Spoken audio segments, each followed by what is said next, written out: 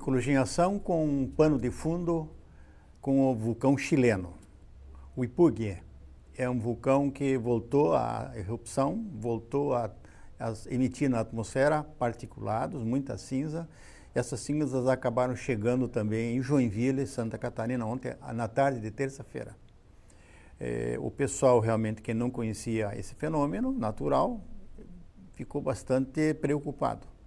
A aviação teve alguns percalços, alguns voos foram cancelados e assim nós temos que conviver com os caprichos da natureza. O programa de hoje vai voltar novamente a um tema que tem se debruçado ultimamente e que não tem tido solução para Joinville. É a questão do gerenciamento dos resíduos domésticos municipais.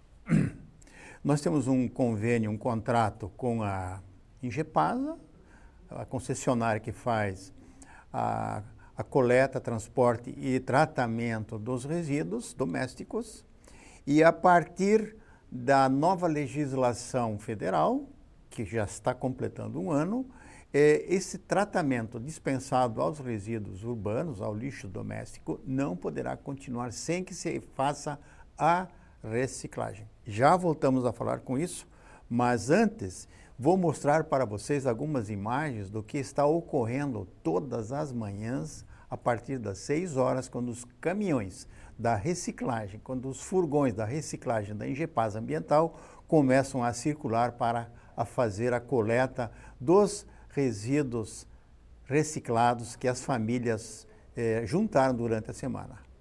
Acontece que uma quantidade enorme de pessoas com carros, com caminhonete, com caminhões, estão roubando o lixo reciclado que pertence às cooperativas de reciclagem.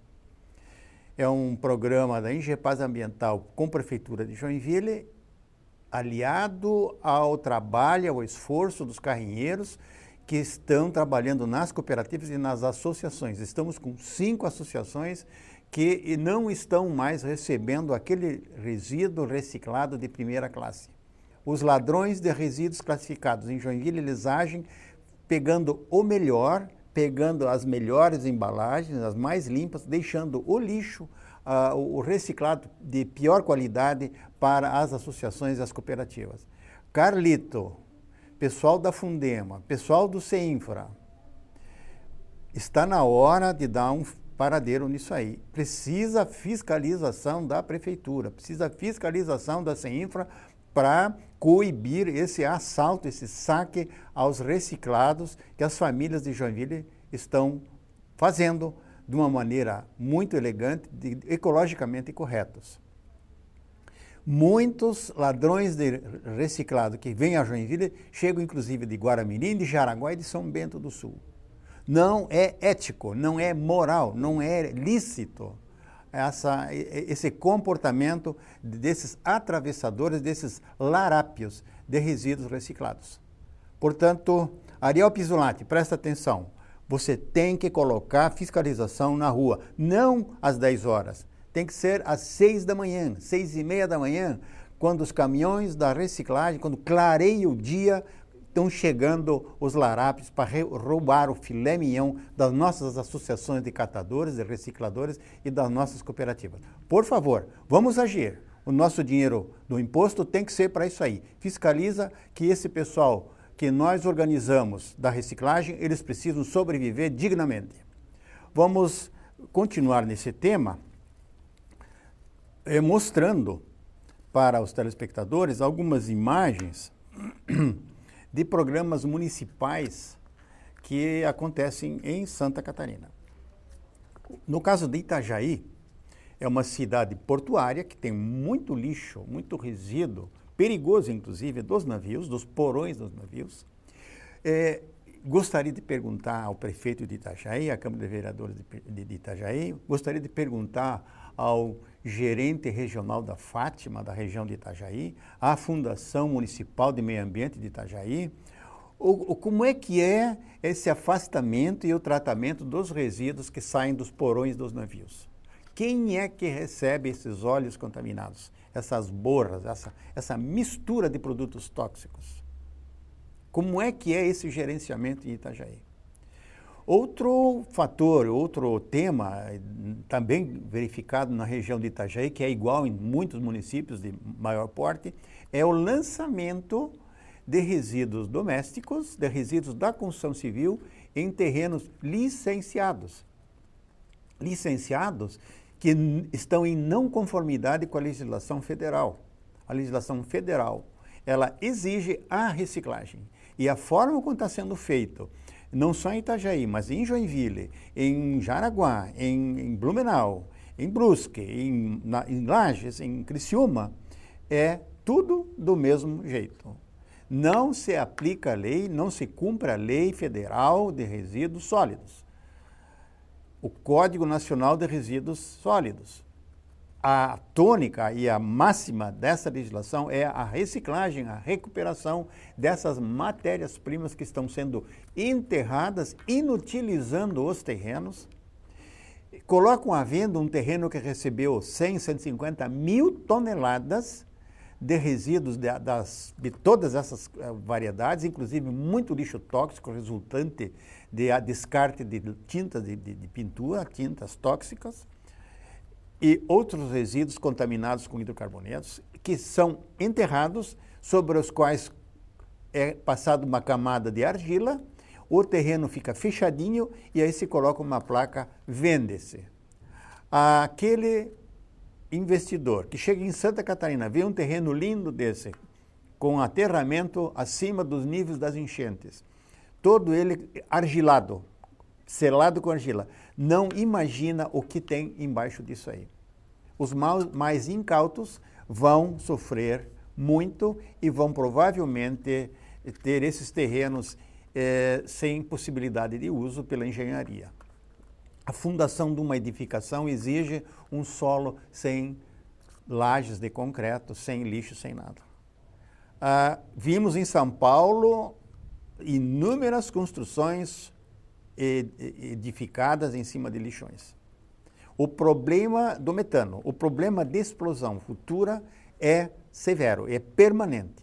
Portanto, o que as imagens mostram, não só em Joinville, Itajaí, Florianópolis, é estarrecedor. O alerta dado por São Paulo, das casas, dos apartamentos construídos em cima do lixão, mostram muito bem a irresponsabilidade das autoridades. Falta fiscalização. São expedidas licenças sem o devido embasamento.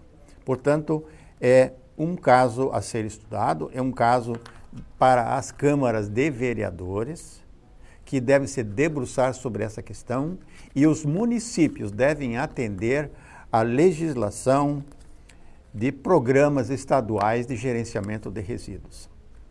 Cada Câmara de Vereadores deve aprovar um programa elaborado pelas prefeituras, pelos técnicos das prefeituras, no caso de Joinville é o IPUG-CINFRA, que devem então estabelecer um programa de gestão de resíduos, de todos os tipos de resíduos. Nós temos soluções para resíduos industriais, não temos soluções para resíduos domésticos, que a legislação mudou e nós continuamos enterrando. Não temos soluções para os resíduos da construção civil. Sinduscom, atenção presente, presta atenção presente. A tua turma continua jogando lixo em tudo que é lugar. O resíduo da construção civil é matéria-prima. Por que a brita em Joinville é tão cara? Por que a prefeitura tem que pagar um preço exorbitante para a brita em Joinville? Porque não se faz a reciclagem do resíduo da construção civil, no qual surgem britas de excelente qualidade. A classificação na peneira, a classificação no britador faz com que se torne disponível para a construção civil a baixíssimos custos matérias-primas importantes, matérias-primas especiais. A própria prefeitura, ela poderia comprar uma brita de segunda bica, de brita reciclada e utilizá-la no embasamento de vias públicas, no embasamento de estradas, na fabricação, na construção de calçadas, de passeios. E isso não está acontecendo. Isso está sendo jogado, continua sendo jogado, apesar dos alertas que o programa tem feito nos últimos anos, inclusive, onde passa batido essa questão, onde ninguém se toca. Eu acho mesmo que é o caso do Ministério Público olhar com mais carinho e o Ministério Público dá um prazo em função da legislação existente, da Lei Estadual 15.112 de 2010, que proíbe o despejo de resíduos recicláveis em lixões e aterros sanitários.